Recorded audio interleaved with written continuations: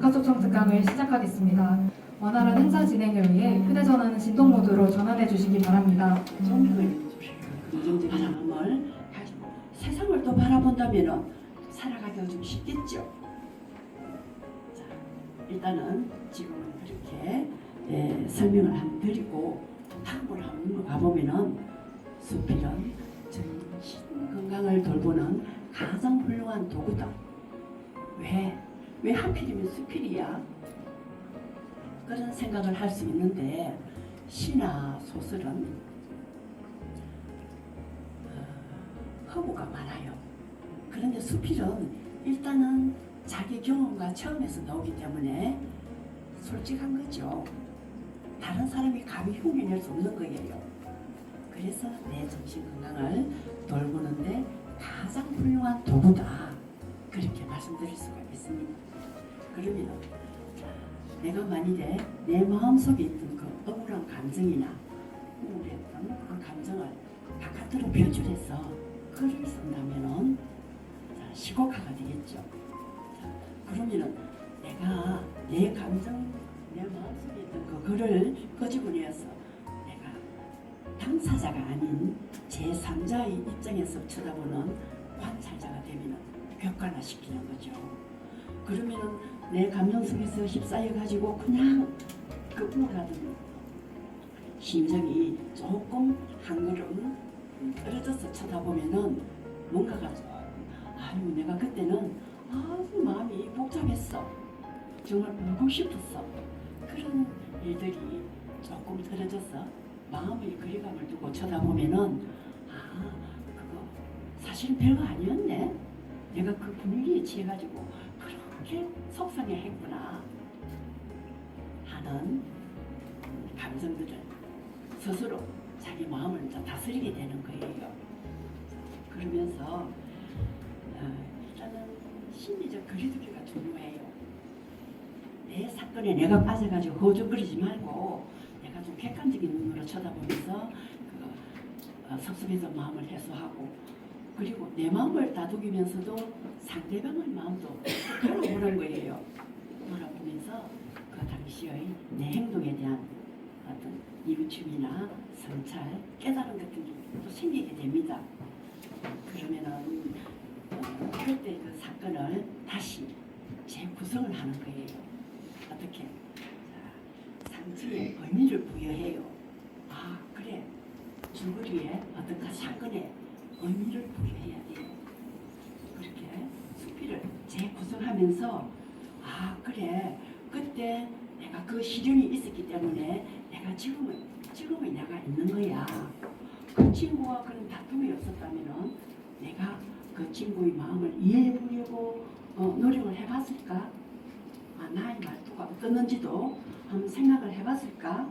그런 자기의 성찰이 오고 깨달음이 오면은 좀 마음이 누그러져요. 나는 내가 최고인 줄 알았어. 난 내가 똑똑한 줄 알았는데 돌아보니까 그게 아니네. 그러면서 상대방을 존중하게 되고 또 자신도 그래 그때는 내가 잘못했지만 또 지금은 내가 좀 달라졌어. 내가 긍정적으로 세상을 보기 때문에 그 세상도 나에게 긍정적인 눈길을 보내더라. 그 친구도 나를 또 이해하려고 노력하더라. 그런 사건에서 내 마음도 다독여지고 상대편도 다독이다 보면은 모든 게 좋은 방향으로 나아갈 수 있다. 그리고 무너진 자존감도 회복하는데 큰 도움이 된다. 자, 그렇게 배우고 저도 역시 그렇게 생각합니다. 근데 오늘 그 정신건강에 대해서 돌보는 방법에 대해서 이야기를 들었는데 처음에 시작을 어떻게 하고 그리고 수필이 뭔지 알아야지 그런 생각을 하실 거예요. 그래서 수필이 뭐예요? 라고 묻는다면은 저는 수필은 나의 경험에 나의 생각을 보태는 것이 수필이다. 나의 경험은 신뢰를 주는 부류가 되고 나의 생각은 살과 피를 보태는 것이다. 그렇게 하면은 그 수필에서 그 글에서 성찰과 깨달음이 따라와요. 그리고 보편적 가치가 형성되어서 독자들에게 깊은 울림을 주는 글이 됩니다. 자, 보편적 가치를 생성하면 독자와 공감이 돼요. 아 그래 나도 그런 일을 겪은 적이 있지. 그래 맞다. 아 고개를 끄덕일 수도 있고 아니면은 또 다른 글을 읽고 반대설을 할 수가 있어요.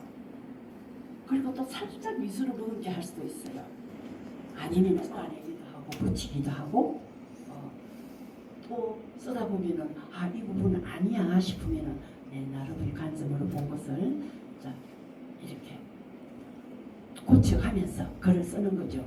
글이 세공에서 만든 보석을 만드는 과정이다. 자, 저는 그렇게 생각하고 믿고 있습니다. 자, 누구도 흉내낼 수 없는 그런 글은 내 삶의 모습을 내만의 관점으로 세공했기 때문에 보석이 된다. 자, 이런 말씀을 드립니다.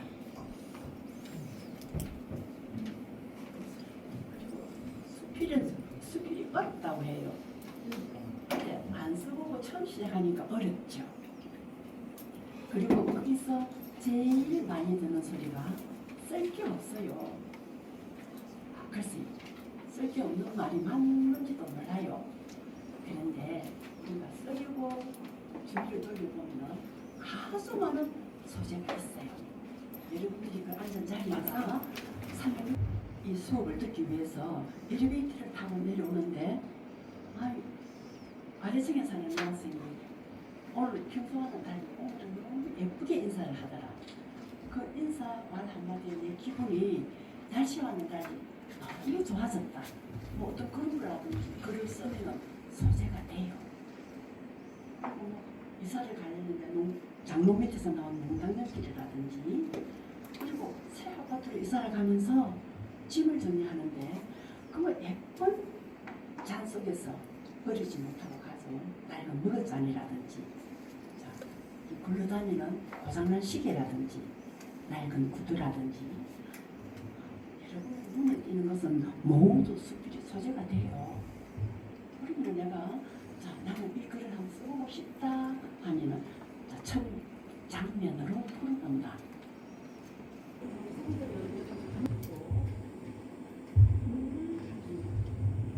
아직 목판을 만들지 않아 문에는 물만 잘 담깁니다. 가라앉은 문원에 별 총총하던 밤이 물러나고 푸르스름한 하늘이 이런 아침을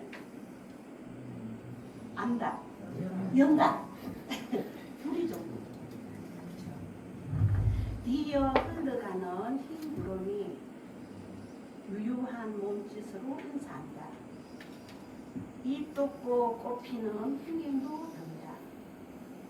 악택이 나무에 뿌리를 문지르는 참새도 문원의 한 부분을 차지한다. 어떤 화가들의 꽃이 이리 싹싹할까?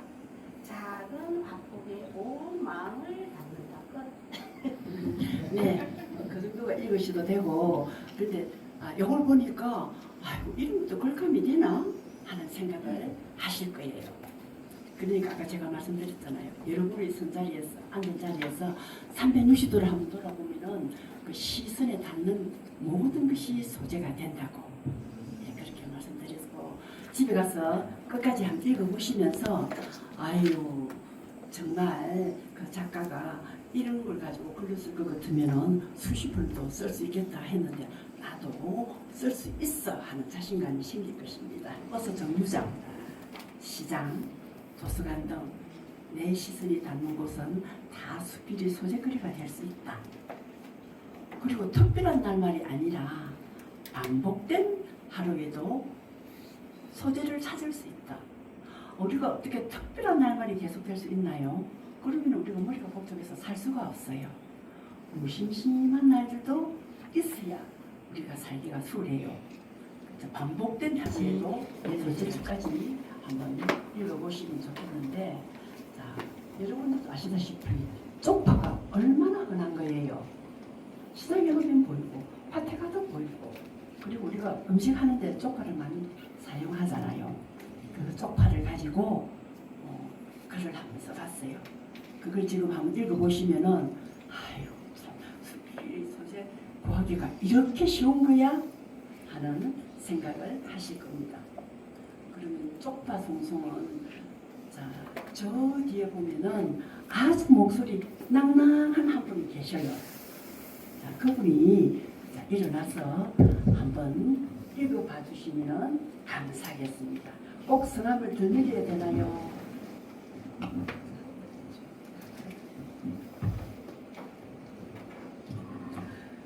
쪽파 송송 기억 한 조각.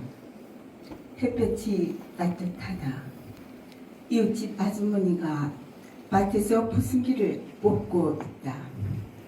지나가는 나를 손짓하며 부른다. 내일이 장날이라 장거리를 마련하는 모양이다. 평소에 상추며 시금치를 필요할 때 가져다 먹으라지만 그것도 모자라는지 알맞게 자란 쪽파를 뽑아 봉지에 꽂아준다. 우리 집 영감이 짬파 송송 썰어 양념장 만들어주며 참 맛있게 먹었는데 혼잣말인 듯 작은 소리로 말한다. 끝말에 파문이 인다. 쪽파를 가리면서 그 집 아저씨를 떠올린다. 성실하고 안에 사랑이 지극한 아저씨가 1년 전에 사고로 돌아가셨다. 몇십 년을 살아오면서 쌓인 많은 기억 중에 하필이면 쪽파 송송 썰어 넣은 양념장을 좋아하시던 모습이 떠오르다니. 기억이란 참으로 사소한 것에 애틋하구나 싶다.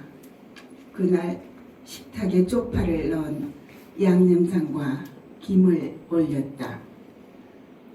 거실에 깊숙이 들어오는 햇볕을 벗삼아 혼자 차를 마신다. 우리 부부는 서로에 대한 어떤 추억이 생각날까? 비실비실 웃으며 1인 2역을 한다. 어떤 모습이 기억날 것 같냐고? 나는 당신이 새신랑일 때 사랑방에 새벽 꿈을 넣던 모습이 떠오를 것 같아요. 당신은 아마도 하얀 눈이 소복이 쌓인 처가 마당에서 모란도 병풍 치고 전통 홀레 치는 장면이 떠오르지 싶어 많을 것 같은 이야기가 떠오르지 않는다. 좋은 일들, 굳은 일들이 살면서 왜 없으셔라. 허니 소설책 몇 권은 될 거라는 인생 역사 말이다. 살아오면서 토닥거렸던 일들이 어디로 스며들었을까. 질척거리는 웅덩이를 좋은 기억들이 치즈처럼 녹아 덮어버렸을까. 기억이라는 것이 참 요상하다. 생각해내려면 기억나지 않다가 노닷없이 나타나는 것일까. 잠파 송송 썰어놓은 양념장처럼 하찮은 기억 속에 진한 사랑이 담겨 있나 보다. 아이고, 그보다도 더 멋있게 읽어주셔서 감사합니다. 아이고, 안 시켰으면 어쩔 뻔했어요. 자, 또 수필이 소재를 한 편 가져왔습니다. 자, 이거는 제가 자주 가는 학교예요. 우리 집 이웃에 초등학교가 있는데 요즘 시골 학교가 자꾸만 인원수가 줄어들어요. 근데 어느 날 제가 운동장을 돌고 있는데 아니 이름표가 한 나무에 몇 개가 붙어 있는 거예요. 그래서 아니 저게 뭐야? 하면서 자세히 봤죠. 근데 그 이름표에는 독특하게 아이의 이름이 부모가 지어주신 이름이 있고 그 옆에는 토박이 말로 지은 자기만의 아명을 하나 붙여놨더라고요. 그리고 또 장래 희망도 써놨어요. 그리고 그 밑에는 그 장래 희망을 달성할 수 있게끔 어떤 목표를 설정해서 또 써놨어. 근데 또 경찰관이 되고 싶은 누구는 책을 많이 읽고 공부도 열심히 하고 체력 단련을 하겠다 하는 자기의 그 희망사항 그러면 또 거기에 알맞는 어떤 포부를 적어놓고 또 어떤 친구는 보니까 나는 선생님이 될 거야. 그래서 나는 책을 많이 읽고 우리가 생각할 때 못이라면은 머리가 있고 몸통이 있고 꼬리가 있잖아요. 그런데 이 거물못은 꼬리에 몸통에 꼬리가 있어요. 이 두 꼬리는 물체 속에 들어가고 보이지가 않아요. 그러면서도 소비의 목적을 달성하는 게 뭐냐? 그 나무를 튼튼하게 탁 조아서 오래 지탱할 수 있도록 하는 역할을 한다. 그래서 제가 이제 이 거물못이 시골집 창고에서 발견을 했는데 저도 처음에는 이걸 어디서 쓰는지를 잘 몰랐어요. 이제 남편한테 설명을 듣고 이제 아버님이 이렇게 이제 우리 앞으로 우리도 쓸 일이 있으려나 싶어서 이렇게 이제 말을 해놓은 거죠. 지금은 돌아가셨는데 그래서 이 거물못에 대한 걸 쓰면서 이것만 쭉 쓰면은 재미가 없잖아요. 우리가 수필로 만들려면은 그럼 이 거물못이 나에게는 무엇인가 하는 화수가 접목을 시켜야 돼요. 그래서 나는 이 거물못을 보면서 거물못은 단순히 사물을 이렇게 이어붙이지만은도 나는 이걸 내 마음의 가풀로 보자. 그 가풀이 뭐냐? 악요예요. 그러니까 좋지 않은 사이, 부지만 이렇게 앙파지만 사이, 좀 비틀어진 사이, 좀 끄덕하게 좀 곱지 않은 사이를 한번 붙여보자. 내가 외며느리고 혼자라고 외롭다고 하지 말고 다른 집안에 동수 있는 걸 부럽게만 보지 말고 그 동수들을 내가 끌어안고 시누이들도 내가 끌어안아서 남의 집에 있는 동수들보다 더 사이좋게 지내면 외롭지 않을 것이다 라는 것을 이 거물못을 통해서 글을 썼어요. 그러니까 여러분들도 내가 어떤 사물을 보고 그 사물에 대한 글만 쓰지 말고 이 사물이 나에게 무엇을 던지는가, 이 사물을 통해서 내가 무엇을 말하고자 싶은가를 한번 연기를 한번 시켜보는 거예요. 그러면은 그냥 단순한 글쓰기에서 수필로 한 단계 걸어 들어가는 거예요. 물웅덩이가 남아 있었다. 사람들은 그것을 피해 바삐 지나갔다. 나 역시 고개를 숙인 채 발끝만 살피며 걷다가 문득 걸음을 멈췄다. 발 앞의 작은 웅덩이, 그 속에 흐린 하늘이 고여 있었다. 바람이 스치자 구름이 일렁거렸고 잠시 붙잡힌 하늘이 흔들렸다. 하다가 누군가 제 모습을 찾아갔다. 아무 일도 없다는 듯 다시 하늘을 감안했다. 나는 한동안 그 자리에 서 있었다. 웅덩이는 밟히는 순간에 크게 흔들렸지만 오래지 않아 도로 하늘을 감안했다. 그 모습을 보니 쉽게 흐트러지고 오래 상처를 붙잡는 내 마음이 놀랐다. 사람들은 여전히 물웅덩이를 피해 지나갔다. 나는 잠시 망설이다가 그 위를 밟았다. 하늘이 또 한 번 일그러졌다가 곧 고요를 되찾았다. 오늘 하루쯤은 조금 흔들려도 괜찮겠다고 생각했다. 자, 이런 글인데 여러분들도 물웅덩이는 아실 거예요. 근데 도시에 사는 분들은 물웅덩이를 만나기 힘들죠. 저는 이제 시골에 살다 보니까 농로에 가면은 비가 온 뒤에 물웅덩이가 많아요. 그래서 사람들은 그 물웅덩이를 피해만 걷죠. 근데 제가 그 물웅덩이를 자세히 보니까 그 속에 흐린 하늘이 고여 있는 거예요. 그러다가 바람이 살짝 스치고 지나가니까 구름이 일렁거리다가 다시 붙잡힌 하늘이 흔들렸어요. 구름이 흔들리니까 하늘도 흔들린 거죠. 그런데 급히 지나가다가 그 위를 툭 하고 밟았어요. 그러니 고요하던 표면이 무너지고 하늘은 산산이 흩어졌다. 왜 충격을 가겠습니까? 그러나 이내 제 모습을 찾아갔다. 아무 일도 없다는 듯 다시 하늘을 담아내다가 그 문장에다가 질문을 던져봤어요. 이게 언제 했던 거지? 이 당시에 누가 있었어? 그때 내 기분은 또 어땠어? 하면서 기억을 살리기도 하고 지금 다시 보면 어떤가요? 현재의 시선으로 돌아와서 한번 보는 거예요. 자, 이렇게 되면은 쭉쭉쭉 앞으로 나갈 수 있겠죠. 자, 이 4개의 질문 외에도 여러분들 마음대로 질문을 던져서 문장을 만들면 되는 거예요. 그래서 여기 질문은 문장의 씨앗이다. 문장에다 던진 그 질문이 씨앗이 되어가지고 씨앗은 어때요? 시간이 지나면 자라요. 그래서 다음 문장을 만드는 거야. 자, 언제 했나요? 시간을 불러오는 질문이고, 또 누가 했었나요? 어떤 관계를 묻는 질문이고, 그때 기분은 어땠어요? 그때 그 사건의 기억을 살리는 거죠. 그리고 지금으로 돌아와서 지금 다시 보면 어때요? 하고 현재 시선으로 질문을 던져보는 거예요. 그럼 이제 하나, 둘, 셋, 4가지 질문을 던졌는데 다음 페이지에서 한 덩어리로 묶은 짧은 예시문을 한번 만들어봤어요. 언제 했나요? 초등학교 4학년 겨울이었다. 누가 했었나요? 그 자리에는 마르는 아이와 어머니와 나만 있었다. 그때 기분이 어땠는데요? 물었다면은 나는 어머니에게 혼날까 싶어 자꾸 손바닥이 축축해지고 그래서 바지에다가 문지를 닦았다.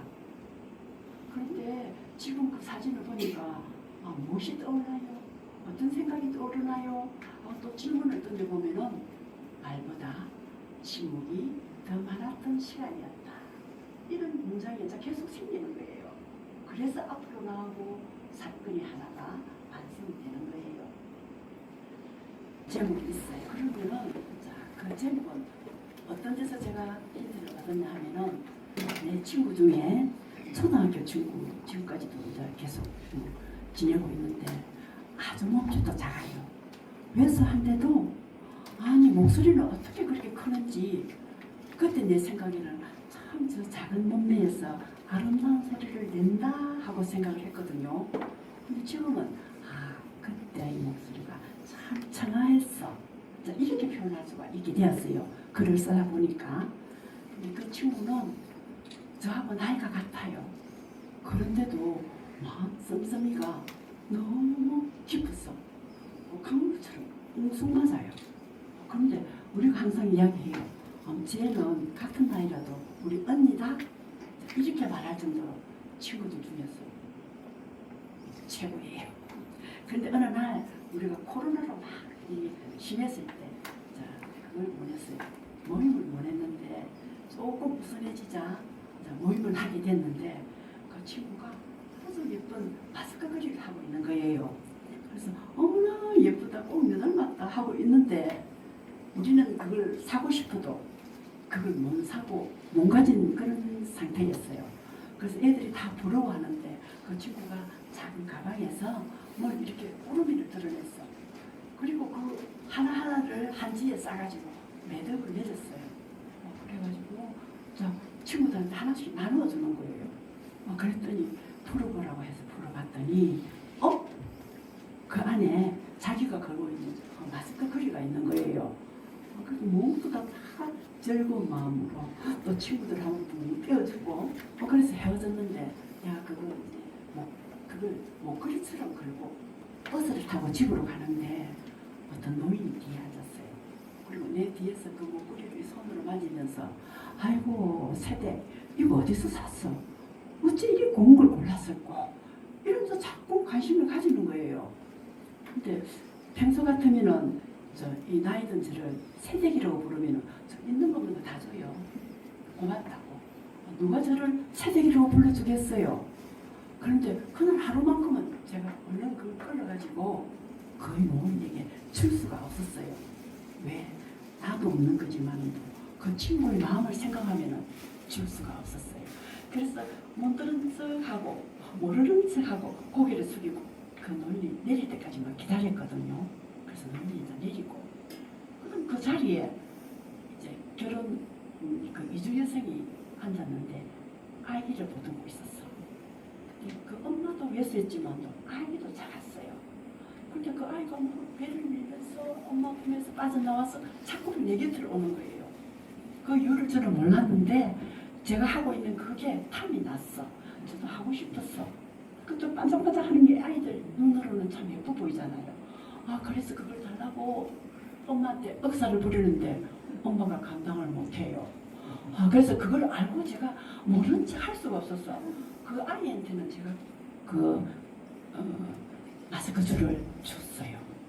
그러면서 내가 친구에게 자, 뭐라고 썼느냐 하면은 자 여기가 키포인트입니다. 친구야, 마스크 거리가 내 손에서 떠나도 나의 마음은 너의 곁에 있단다. 보이지 않아도 볼 수 있고, 자, 같지 않아도 지니고 있는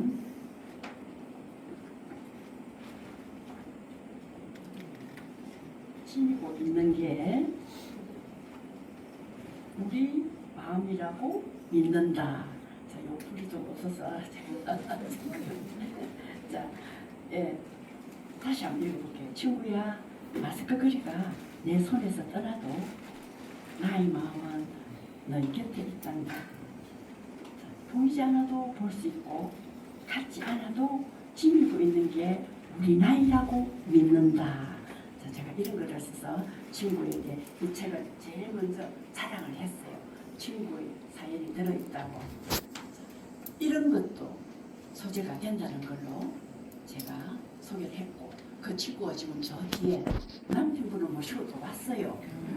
자, 그 남편분은 교장 선생님 출신인데 제가 그럼 지금 도사 앞에 요령을 흔드는 거잖아요.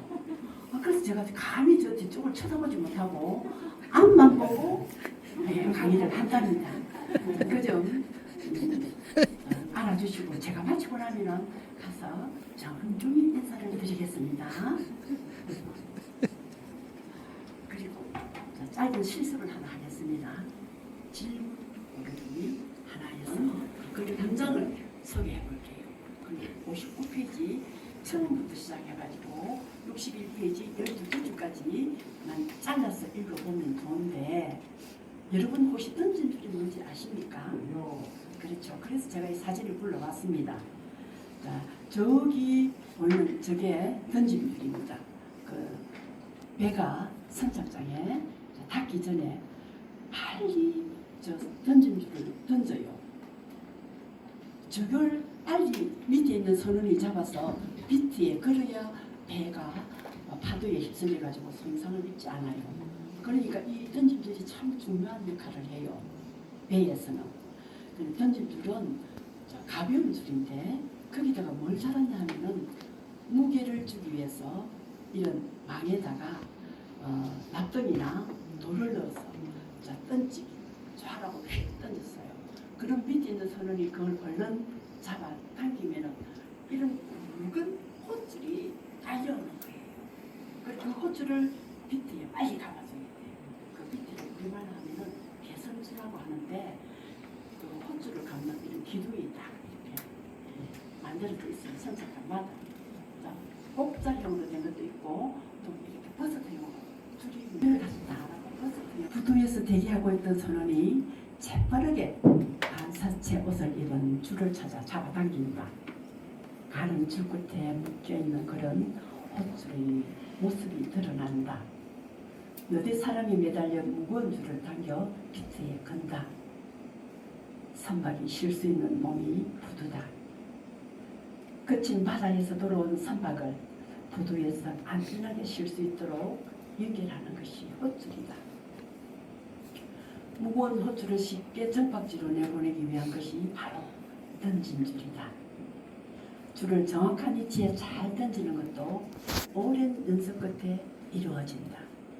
그것을 빨리 찾아 잡을 수 있느냐에 따라 알은 적절히 결정된다.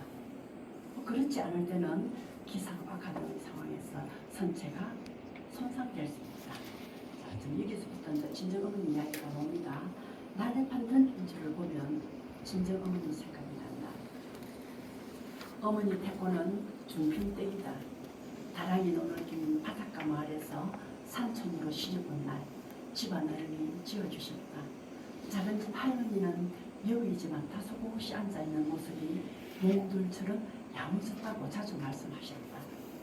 집안 어른이 새색시 되면 한다며 방문을 열 때마다 일어서서 허리를 굽히는 모습이 얌전히 굴러오는 파도 같았다나 어촌과 산촌의 괴리감보다는 생소함을 마냥 신기해하는 참한 새댁이었다고 옛 이야기하듯이 들려주셨다. 그 행사에 참석을 했는데 우리가 부지런히 걸어서 상구역을 다 지나왔어요. 근데 선착장에 앉아가지고 좀 쉬고 있는데 어떤 노인 한 분이 지나가면서 술을 좀 한 잔 하신 것 같더라고요. 얼굴이 불쾌하게 한 얼굴로 지나가시는데 하다가 우리를 썩 돌아보더만은 똥만 싸고 가지 마. 이렇게 던지려고 하는 거예요. 그래서 거기 많은 사람들이 앉아 있는데 저게 무슨 말이야? 그냥 단순하게 생각하는 사람도 있고 그거 좀 깊이 좀 들어가서 생각을 나누는 사람이 있었어요. 그래서 이제 우리가 옆에 사람들하고 선생님은 그 똥만 싸고 가지 말라는 소리를 어떻게 들었어요? 했더니 아니 여기 와서 말이야 좋은 것만 보고 하나도 우리한테 도움이 될 건 하지도 않고 그냥 가지 마라. 돈을 좀 쓰고 가라. 이런 뜻이다 라고 말씀하시는 분도 있고 또 다른 어떤 분은 아니 우리가 좋은 것만 보고 아무것도 남기지도 않고 그 사람들한테 정신적으로 어떤 도움을 준다거나 그런 건 안 하고 우리만 보고 즐기고 가면 안 된다. 또 그런 식으로 하는데 우리가 그러면 그분들을 위해서 당장 뭘 어떻게 하겠어요. 근데 가장 쉬운 방법은 물건을 사가지고 돌아가는 그 방법인데 그 물건도 장사하는 분들에게만 도움이 되지 어떤 그런 구석진 곳에서 농사나 짓고 사는 분들은 아무런 도움이 안 되잖아요. 그래서 제가 그 노인이 사라진 곳을 따라 들어가 봤어요. 골목길로. 그 골목길이 돌담이 쭉 이어져 있는데 그 돌담 모퉁이에 뭉침이만한 구멍이 있었어요. 그래서 저 구멍이 뭘까? 기웃거리다가 다시 지나갔는데 또 옆에 보니까 방향만 좀 다를 뿐 같은 뭉침이가 또 하나 있어요. 그래서 이걸 누구한테 물어보지? 뭔가가 있을 것 같은데 그래서 마침 그 지나가는 할머니가 한 분이 계셔서 제가 물어봤어요. 할머니 저 돌담이 뭐 무너져서 저런 거예요? 하지만 아니요 저게 우리 문이요. 그래요. 무슨 문이라니요? 했더니 하나는 선착장에 들어오는 배를 바라보는 그런 창이고 또 하나는 골목을 들어오는 외국인들을 갖다가 쳐다보는 창이래요. 그래서 그렇구나. 여기 계시는 분들이 모든 사람들이 그 청산도를 구경하기 위해서 하루에도 수십 명, 수백 명씩 왔다 가고 그러잖아요. 그런데도 그 사람 나름의 어떤 줏대를 가지고 청산도를 지킬 수 있는 게 바로 이 창을 통한 문이 있기 때문에 그렇구나. 자, 가족들이 조업을 나갔다가 이제 어업하고 마치고 돌아오면은 어떤 걸 확인하는 창, 또 우리 마을을 갖다가 어떻게 돌아보고 그 관광객들이 이제 제자리로 돌아갈 때 뭐 어떻게 하는지 그런 걸 보면서도 흔들리지 않고 그 섬을 지키는 파수꾼 역할을 하더라고요. 그래서 그래 그 노인의 말도 일리가 있다. 평범한 사람들은 그 사람들이 와서 떠들고 놀고 막 이 노래 부르는 게 뭐가 좋겠어요. 하루 이틀도 아니고. 그런 사람들의 불편한 점도 우리가 생각하고 관광을 해야 되겠다. 그리고 우리가 그 좋은 곳을 구경하면서 너무 빨리빨리라는 생각을 좀 지우고 좀 마음을 좀 늦게 가질 필요도 있다는 것을 좀 그런 마음을 좀 챙기고 도착해야 되는 사람이다. 아니 우리가 학교 다닐 때 조금 더 자고 싶어서 그 이불 밑에서 빠져누워지도 않고 꼼짝거리고 이불을 뒤집어 쓰고 그러잖아요. 무슨 소리가 들리면은.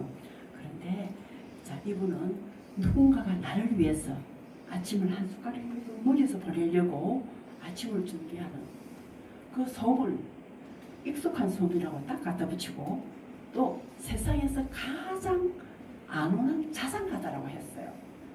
보통 자장은 어때요? 우리 삶을 불러오게끔 잠들게 하는 거는 노래잖아요. 근데 그 따르닥거리는 그 소리마저도 나에게는 어머니가 들려주는 가장 안온한 자장가다.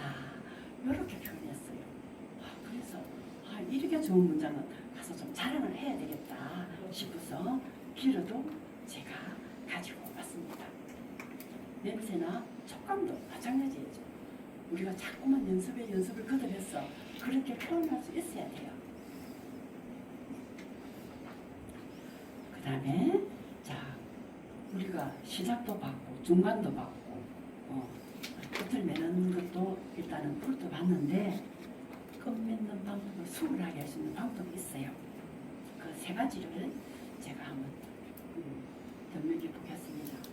질문으로 끝내는 방법이 있어요. 15페이지가 15장에 빠졌네요. 들리는 소리에서 넘어가는 게 자, 생각은 짧게. 자, 중간 부분에서 내 생각을 할때 교무식을 하는 재미가 있어요. 교장 선생님이 훈화 시간인데 얼마나 몸을 꼬고 비틀었나요? 그러니까 교훈을 길게 쓰면 안 된다. 또 내가 정답을 내리면 안 된다. 왜? 아까 뭐라고 그랬어요? 자신이 쓴 그 글이 정답이라고 했잖아요. 왜? 내 체험이고 내 경험에서 일어난 글이기 때문에 그게 정답인 거예요. 그런데 내가 그 저자가 앞서서 이건 그런다 이렇게 정답을 말하면 안 된다. 다만 느낀 점을 써야 된다. 그 느낀 점도 직설적으로 쓰는 게 아니고 문구 자체보다는 그 문글에 투영된 기억이 몸을 긴장시키는 경우를 쓰는 게 좋다. 예를 들면은 우리가 모든 생활을 한 80%는 의사에서 생활하잖아요. 학교 다닐 때는 내 의사에 앉고 또 아버지의 거실 의자도 있고 또 뭐 서재 의자도 있고 또 편하게 앉을 수 있는 거실에 소파도 있잖아요. 그런데 나는 소파다.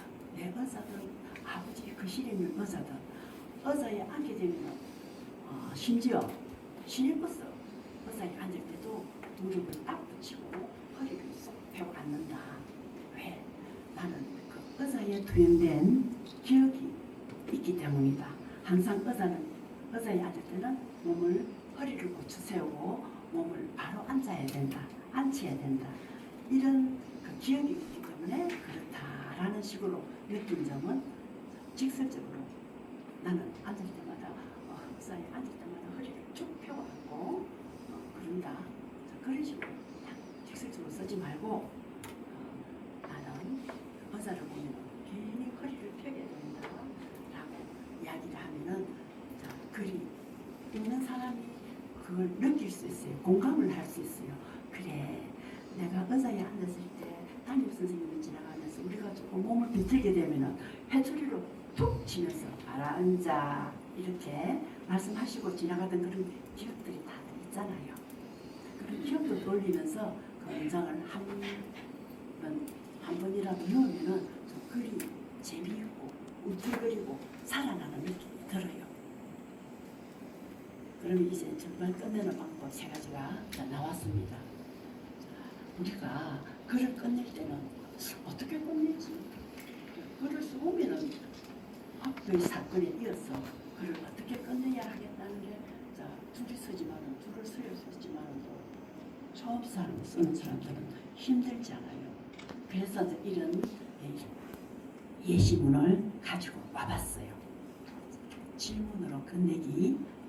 해상형 질문이 있어요. 이 지난날을 되새겨보면서 그날을 나는 왜 그렇게 서둘러 돌아섰을까? 이런 질문을 던질 수도 있고 그리고 이렇게 끝맺기를 할 수 있다. 일상 관찰할 질문이 있다. 이 평범한 하루는 나에게 무엇을 남겼을까? 또 이것도 질문을 던졌어요. 그런데 앞에 질문은 물음표를 붙이고 뒤에 질문은 받침표를 썼어요. 그럼 물음표, 맞춤표 똑같이 질문을 했는데 왜 다를까? 라는 생각이 들겠죠. 물음표는 답을 원할 때 붙이고 그렇지 않고 답을 원하지 않고 그냥 물어봤을 뿐인데 답은 안 해도 된다. 안 들어도 된다. 이렇게 할 때는 마침표를 써주면 됩니다. 그리고 이제 마음 확인형 질문이 있어요. 나는 아직도 가끔 그 이름을 떠올린다. 그건 그리움일까? 아니면 아직 정리되지 않은 내 마음일까? 이렇게 자기 마음을 확인하면서 꺼낼 수도 있어요. 그리고 아주 소박한 질문, 아주 쉽게 할 수 있는 질문. 창밖으로 바람이 분다. 나는 오늘 잘 살아낸 걸까? 하고 자기 자신에게 이렇게 소박한 질문을 끝내는 것도 괜찮다. 아버지가 제일 먼저 나가면서 멋있는 우산을 가져가셨어요. 그 다음에는 이제 오빠가 가면서 또 괜찮은 걸 가져갔고, 언니가 가면서 그 2개 남은 것 중에서도 또 괜찮은 걸 가져갔어. 마지막에 사춘기 제일 겁난다는 사춘기 중학생이 이제 집을 나설 것인데 그 우산이 살대가 부러진 거예요. 근데 그 자존심에 그 살대 부서진 그 우산을 들고 가고 싶나요? 색깔도 물론 마음에 안 들었을 테고. 그래서 어머니는 이제 일이 바빠서 설거지를 하면서 잘 다녀와 하고 인사를 했는데 대문을 콱 닫으면서 나갔어요. 그래도 뭐 우산을 안 가져갔을 것이라고는 생각을 안 했어요. 비가 오니까. 그런데 이제 설거지를 다 해놓고 이제 자기 시간이 돼서 나가는데 신발장 앞에 낡은 우산이 그대로 서 있는 거예요. 그러면 앞에 이야기가 어떻게 지냈다 이런 사건이 있었겠구나. 그런데 끝내면서 이 우산을 가지고 마지막을 끝냈구나 이런 생각을 또 한 번쯤은 해보실 수 있어요. 그러면 앞에 시작하는 부분을 보고 뒤에는 그러면 이런 말이 노리나 하고 또 그런 걸 한번 유추해보는 것도 재미있잖아요. 그러면 또 다음에는 소리 없는 사물을 가지고 와서 끝을 낼 수도 있다. 소리 없는 사물은 여기서는 이런 예문을 들어놨어요. 벽에 걸린 시계는 아무 말도 하지 않는다. 이렇게 탁 끝을 맺었어요. 시계를 가지고 와서 끝을 맺는 그런 끝내기 방법을 말씀을 드렸어요. 그걸 한번 읽어보자. 눈으로도 읽고 말로 소리내어 읽어본다. 그런데 펼쳐놓고 이 말이 꼭 필요할까? 그럼 경제성의 원칙도 한번 따져봐야 돼요. 우리가 흔히 말하기를 글을 쓰는 건 채우는 것이 아니라 깎아내는 작업이다 라는 말을 해요. 사실 이게 옳은 말이에요. 그런데 채우는 것보다 깎아내는 게 더 어렵다니까요. 글을 쓰는 사람도 마찬가지예요. 내 눈에는 안 보이던 것이 다른 사람이 보면 이 부분이 필요 없는 부분이야. 이건 도리어 이런 소리를 많이 듣거든요. 항상 이 말이 꼭 필요할까라는 질문을 한번 던져보세요. 그리고 소리를 몇 분을 읽어보세요. 그게 이제 가독성의 원칙인데 눈은 쏘가도 귀는 쏘지 않습니다. 낭독했을 때 꼬이는 부분은 반드시 고쳐야 된다. 문법이 비틀리거나 음률이 안 맞거나 그런 부분이 나타날 때는 반드시 고쳐라. 2글자를 3글자로 만들어서 읽어보니까 율이 맞네. 그러면은 그 단어가 2단어로 된 2글자로 된 단어라도 3글자로 된 비슷한 말은 없을까 하고 또 찾아보기도 하고 그렇게 고쳐가는 거예요. 이건 진짜 하고 싶은 말을 내가 이 글을 쓰고 무슨 말을 하고 싶었지 하고 이제 물어보는 거예요. 내가 하고 싶은 말이 이거였나? 아니면은 다른 방향으로 흘렀나? 하는 진정성의 원칙이에요. 특히 어려운 단어 뒤에 숨지 말 것. 내가 좀 있어 보이려고, 좀 유식해 보이려고 철학적인 단어, 또 감정적인 단어를 많이 쓰면 어렵고 헷갈려요. 어린아이에게 설명하듯 본질을 꺼낼 것. 그런데 우리가 어떤 작가는 글을 쓰면은 1.50분이 어머니에게 읽어준다 그러잖아요. 근데 어머니가 이해를 하면은 그건 오케이고 어머니가 알아듣지 못하면은 또 다시 글을 쓴대요. 그리고 어떤 사람은 5살짜리 아이에게 자기 글을 읽어줘요. 근데 아이가 무슨 뜻인지 알면은 그건 통과고 아이가 이제 이해를 못하면은 그것도 다시 붙들고 태구를 계속한답니다. 그래서 저도 제가 쓴 글을 남편한테 보이고 싶은데 남편은 제 글을 좀 무시하는 건지 너무 쉬워서 읽을 가치가 없다는 건지 자기가 쓰는 서브노트를 보면 전신에 원문이고 뭐 한자고 그 제가 그 양반이 읽은 책을 제가 읽지는 못해도 조금 큰 영향을 성질이라서 못 봐요. 자, 영어는 영어대로 스펠을 막 돌려가지고 써놓고 한자는 한자대로 또 자기 속성 한자를 써서 해놓으면은 아 이거 경사는 내용일 것 같은데도 머리가 아팠어. 해도 하기가 싫어요. 그래서 사실은 제가 도움이 안 되고 좀 그렇습니다. 근데 글 쓰는 사람, 밑에 사는 사람은 뭘 잘 도움을 주겠지 싶은 생각을 많이 하는데 사실 좀 그렇지 않은 경향이 많습니다. 그 다음에 표면적으로 그렇게 갖다 붙이나 한 거예요. 자, 제목은 글의 문패다라고 했잖아요. 맞아요. 문패는 그 가족의 내력을 다 쓰는 건 아니고 딱 대표만 쓰는 거잖아요. 그러듯이 제목도 그 글의 전체 내용을 쓰는 게 아니고 포인트만 붙인다. 그리고 이제 글을 써놓고서는 내가 왜 이 이야기를 썼는지를 생각해 봐야 돼요. 아 그래 내가 뭘 말하기 위해서 이 글을 썼어.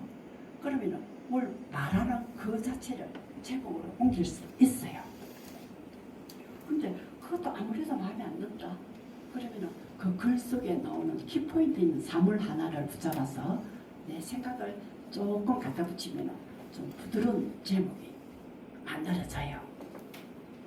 자, 그런데 중요한 것은 살짝 덜 말하기. 아까도 말씀드렸지만 문패라 하면은 살짝 덜 말하는 거잖아요. 그렇듯이 제목도 우리가 쓸 때 살짝 덜 말하면 호기심을 가지고 다가온다. 자, 이렇게 말씀드리겠습니다. 그 다음에 끝인사로 제가 끝인사 대신에 이런 문장을 하나 가져갔어요. 왜? 이 글은 수필을 강의하는 시간도 되지만은 그 정신 건강도 포함되잖아요.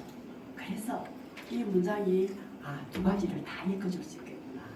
두 가지를 다 이야기할 수 있겠다 싶어서 자 가지고 왔습니다. 글은 삶을 바꾸지 않지만 삶을 바라보는 자리를 바꾼다. 그래요.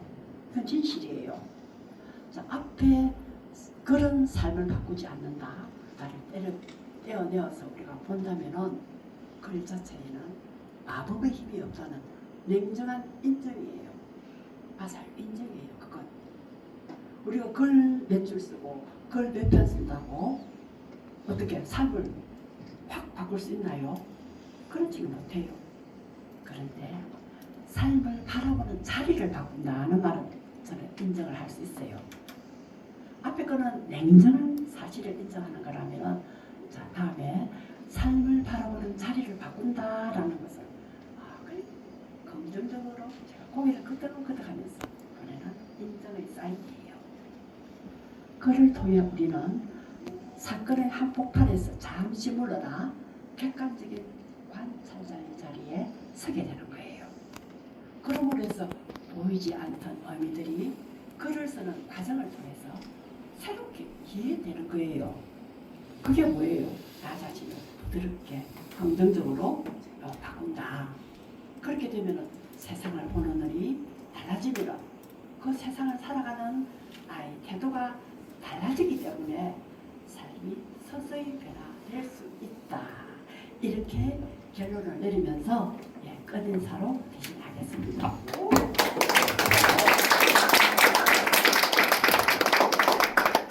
네, 작가님을 PPT 원고로 많이 괴롭혔던 담당자입니다. 약 10분간 질의응답 시간 가지고 손 들어주시는 분은 제가 마이크 전달하도록 하겠습니다.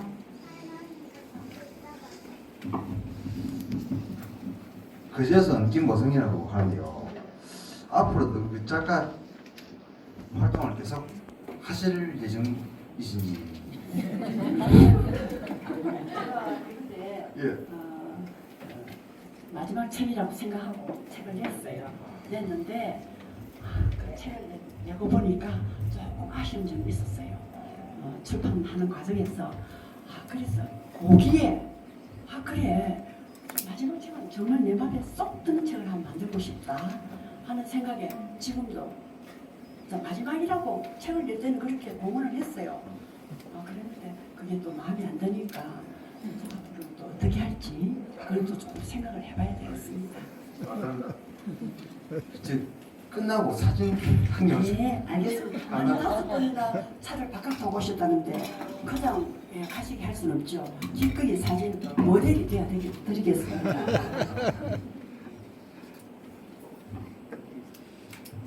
안녕하세요. 반갑습니다. 제가 인민에서 이제 왔는데 저도 책 읽는 거나 글 쓰는데 이제 관심이 많은데 만약에 책을 쓰게 된다면 누구의 도움을 받아야 되는지 책을 이제 내게 되면 비용이 드는데 그건 어떻게 되고 책을 만약에 이제 쓰다가 이제 내는 데까지 기간은 얼마 정도 걸리는지 그런 게 궁금합니다.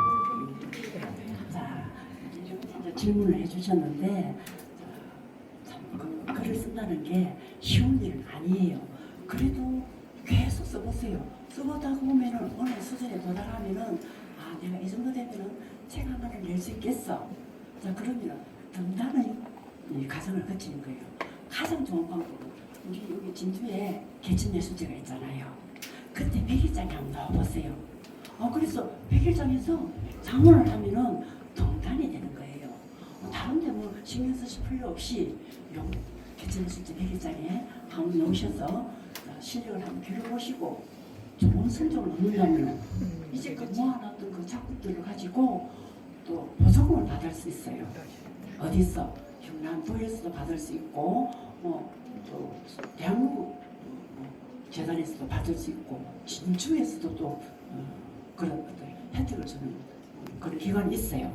거기서 만약에 좋은 결과를 받아가지고 진주문예회 문예협회에 가입을 하시면은 그 길을 우리가 다 안내를 해드릴게요. 근데 그게 공고가 뜨면은 언제 공고가 떴어? 어디 가서 설명을 듣고 어떻게 신청하면 됩니다. 그리고 또 책 낼 수 있는 출판사까지 또 안내를 해드리겠습니다. 네, 열심히 글을 하십시오. 쓰게 되신 계기와 그리고 이제 글을 쓰기 시작하면서 이렇게 오늘처럼 저희 강의에서 어떻게 처음 글을 쓸 때 어떻게 하라고 말씀하신 것들을 도움을 받고 시작하셨는지 그게 궁금합니다. 저도 처음에는 아이를 업고 백일장에도 다니고 그랬어요. 글 쓰는데도 물론 처음에 좀 관심이 있으니까 그쪽으로 눈을 돌렸겠죠. 그러면 써다 보다가 자꾸 모자라는 부분이 눈에 띄는 거예요. 그럼 책을 사가지고 보기도 하고 또 그룹을 지어서 공부하는 모임에 가서 또 기웃거리도 보고 그렇게 해서 자꾸만 글을 쓰다 보니까 나름대로 물리가 탔다 하나요? 그래서 공부나 공부도 한번 더 해보고 그렇게 해서 이제 글을 서서히 쓰게 됐어요. 그리고 모여서 등단의 절차를 거치고 100일장이 나와서 또 좋은 성적을 한번 얻어보기도 하고 그래가지고 이제 그러니까 지금 한 5년 정도 됐네요. 그렇게 하다 보니까 수필을 어떻게 쓰면 나도 좀 잘 쓰지는 못하지만 또 수필은 이런 단계를 거쳐서 이렇게 구성하고 이렇게 쓰는 것이다 하는 게 이제 아직은 모자라요. 끝이 없어요. 그래도 이제 이런 좋은 시간에 이런 자리를 내주셔가지고 제가 감히 도사 앞에서 여름도 한번 흔들어 보고 그리고 또 어제는 또 남편이 이거 뭐 밭에 가서 벌에 쏘여가지고 이게 이렇게 묻었어요. 그런데도 또 오늘 또 무슨처럼 왔어요. 책도 이제 갖다 주고 그래서 감사하죠. 이 자리에 또 빌려서 제가 또 이렇게 좀 좋은 게 있어야 또 집에 가면은 오늘 그 수스름이 상쇄되지 않겠어요. 그렇게 그런 것도 글로 쓰면서도 그렇게 살아가는 거예요. 되도록이면 좋은 방향으로 좋게 가려고 노력은 하죠. 오늘 이런 옷도 옛날에 우리 시어머니께서 항상 하시던 말씀이 있었어요. 사람은 입성이 발라야 마음이 바로 선다. 이런 말씀을 많이 하셨어요. 또 그렇게 현생하는 분도 일복 따로 입고 집에서 생활하는 간편복 따로 입고 외출할 때는 엄청 깔끔하게 시골 노인이지만도 깔끔하게 해서 나섰어요. 그런 것도 얻는 중에 나에게 많은 도움을 주구나 하는 것도 또 그것도 글로 썼어요. 앞에 책에. 그러니까 모든 게 글을 쓸 수 있는 소재가 돼요. 안에 특별한 것만 쓰면 된다고. 그게 좋은 글이 아니고 아주 사소한 거, 작은 걸로 가지고 큰 울림이 있는 글을 쓰면 더 좋은 거지요. 그래서 여러분들도 항상 첫째는 이 좋은 시설을 많이 애용을 하면서 글을 쓰시고 또 책도 많이 읽어보시고 그리고 생각도 많이 하시기를 바라고 그리고 우리 개천했을 때 여기 모이신 분들 다 오시는 거 환영합니다. 소질이 있는 사람 중에서도 시에 능한 사람, 수필에 능한 사람과 좀 차이가 있는지. 자, 나는 솔직한 글을 쓰고 싶다. 이래 할 때는 뭐 수필을 쓸 수도 있고 시나 소설은 글은 아니다. 가상의 세계에서 글을 쓸 수도 있고 또 어떤 소설적인 요소를 풍부한 사람은 그쪽으로 나가는 건 좋아요. 내가 누구 한쪽에 있는 시를 좋아한다 하면 나는 짧은 시가 좋아 하면서도 그쪽으로 나갈 수도 있는 거고 그건 자기 선택이에요. 내가 어떤 것을 좋아하는지. 소설은 너무 길고 또 시는 어렵다. 뭐가 뭔지도 잘 모르겠다. 이런 생각이 들면은 가장 좀 평범하게 글을 쓸 수 있는 우리 수필을 내 마음을 정화도시키고 또 내 삶에서 경험에서 우러나기 때문에 저는 연세 드신 분은 수필 쓰기를 권합니다. 좋은 강연 진행해주신 유명숙 작가님께 다시 한번 큰 박수 먼저 부탁드리겠습니다. 네, 오늘 11월에는 서부도서관에서 어서오세요. 동영상입니다.